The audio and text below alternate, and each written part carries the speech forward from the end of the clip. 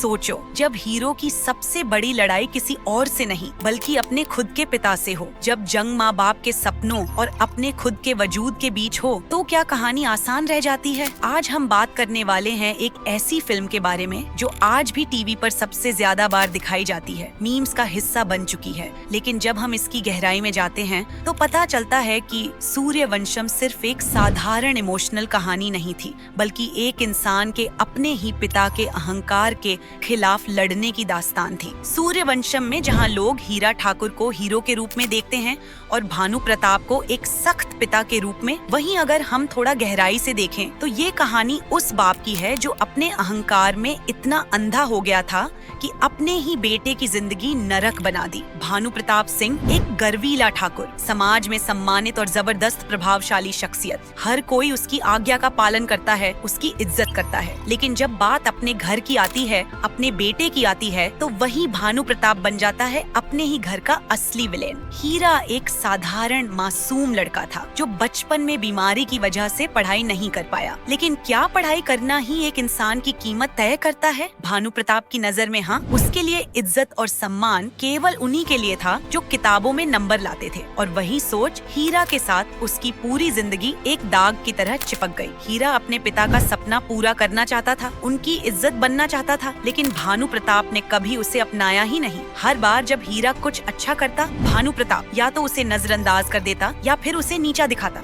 और सबसे बड़ा मोमेंट आता है जब हीरा अपनी मेहनत से, अपनी ईमानदारी से एक नई दुनिया बसा लेता है, अपनी जिंदगी अपने दम पर बनाता है, बिना अपने पिता के सहारे के। फिल्म का सबसे इमोशनल पंच है हीरा का साइलेंट स्ट्रगल। न वह अपने पिता के खिलाफ बोलता है, न बदला लेता है, बस चुपचाप अपना सपना जीता है। यही दिखाता है कि असली महानता सिर्फ बदले में नहीं होती, कभी कभी बलिदान में भी होती है। एक छुपा हुआ सच जो बहुत कम लोग जानते हैं। सूर्यवंशम असल में 1997 में बनी तमिल फिल्म सूर्यवंशम का हिंदी रीमेक थी और तमिल वर्जन में ये कहानी और भी ज्यादा डार्क थी। तमिल वर्जन में हीरा का किरदार और भी ज्यादा दर्द भरा और इमोशनल था और भानु प्रताप को और भी ज्यादा क्रूर दिखाया गया था। और एक और दिलचस्प बात, फिल्म की शूटिंग के दौरान अमिताभ बच्चन ने हीरा और भानु प्रताप दोनों किरदारों को अलग अलग बॉडी लैंग्वेज दी थी। भानु प्रताप का बॉडी लैंग्वेज आत्मविश्वास और घमंड से भरा था, जबकि हीरा का बॉडी लैंग्वेज झुका हुआ, विनम्र और खुद को छोटा दिखाने वाला था। ये सबटाइल फर्क आपको हर सीन में साफ दिखेगा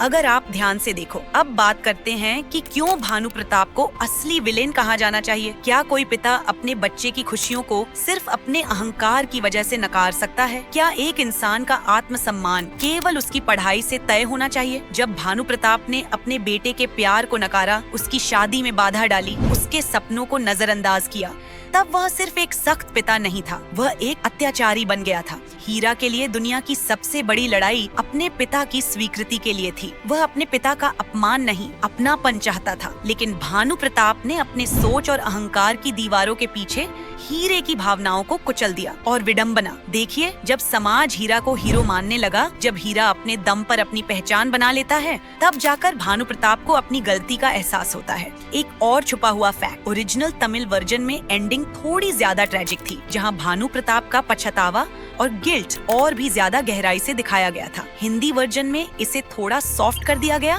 ताकि फिल्म को एक पॉजिटिव एंडिंग दी जा सके। सूर्यवंशम में भानु प्रताप का किरदार हमें सिखाता है कि कभी कभी सबसे बड़े विलेन वो होते हैं जो अपने अहंकार को सम्मान के नाम पर सही ठहराते हैं, जो अपनी सोच में इतने जकड़े होते हैं कि सामने वाले के दर्द को देख नहीं पाते। और यही वजह है कि आज भी इतने सालों बाद जब हम सूर्यवंशम देखते हैं, हम हीरा के दर्द को महसूस करते हैं, उसकी मुस्कान के पीछे छुपे त्याग को समझते हैं। तो दोस्तों, जब आप अगली बार सूर्यवंशम देखें तो सिर्फ हीरा के संघर्ष पर नहीं बल्कि भानु प्रताप के फैसलों और उनके परिणामों पर भी ध्यान देना। अगर आपको ये डीप ब्रेकडाउन और छुपे हुए सच पसंद आए हों तो कमेंट में लिखिए रिस्पेक्ट फॉर हीरा और वीडियो को लाइक और शेयर करना मत भूलिए।